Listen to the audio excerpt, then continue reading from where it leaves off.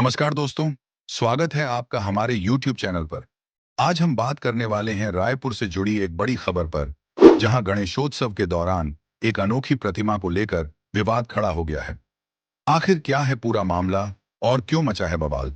आइए जानते हैं विस्तार से। छत्तीसगढ़ की राजधानी रायपुर के लाखे नगर इलाके में इस बार गणेश उत्सव के पंडाल में एक ऐसी प्रतिमा स्थापित की गई, जो पारंपरिक स्वरूप से बिल्कुल अलग थी। बताया जा रहा है कि यह प्रतिमा एआई यानी आर्टिफिशियल इंटेलिजेंस से बनाई गई थी और देखने में एक डॉल की तरह लग रही थी।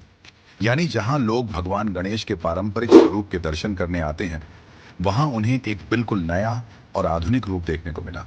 अब इस प्रतिमा को लेकर विवाद इसलिए खड़ा हुआ क्योंकि कई हिंदू संगठनों का कहना है कि यह भगवान गणेश के धार्मिक स्वरूप से छेड़छाड़ है। सबसे ज्यादा विरोध किया बजरंग दल ने। उनका कहना है कि देवी देवताओं का चित्रण केवल परंपरा और शास्त्रों के अनुसार होना चाहिए, न कि किसी प्रयोग के तौर पर। यही नहीं, पंडाल में रात को तेज आवाज में फिल्मी और अशोभनीय गाने बजाए जा रहे थे, जिस पर लोग डांस भी कर रहे थे।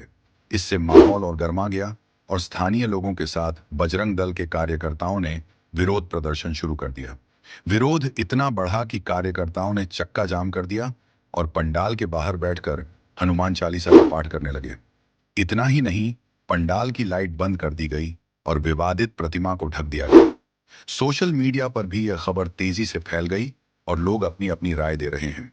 कई लोग इसे आस्था के साथ खिलवाड़ मान रहे हैं, तो वहीं कुछ लोगों का कहना है कि नई तकनीक को लेकर इतना विरोध नहीं होना चाहिए।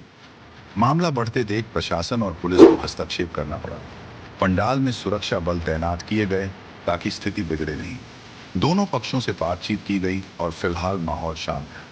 लेकिन इस घटना के बाद पुलिस ने एफआईआर भी दर्ज कर ली है और जांच शुरू कर दी है कि आखिर इस तरह की प्रतिमा क्यों और कैसे स्थापित की। तो दोस्तों, रायपुर की यह घटना सिर्फ एक प्रतिमा का विवाद नहीं है, बल्कि यह सवाल भी खड़ा करती है कि क्या धार्मिक परंपराओं में आधुनिक तकनीक जैसे एआई की जगह है या नहीं। आपका क्या मानना है? क्या एआई से बनी प्रतिमा को गणेशोत्सव में स्थापित करना सही है या यह आस्था से खिलवाड़ है? अपनी राय हमें कमेंट सेक्शन में जरूर बताइए।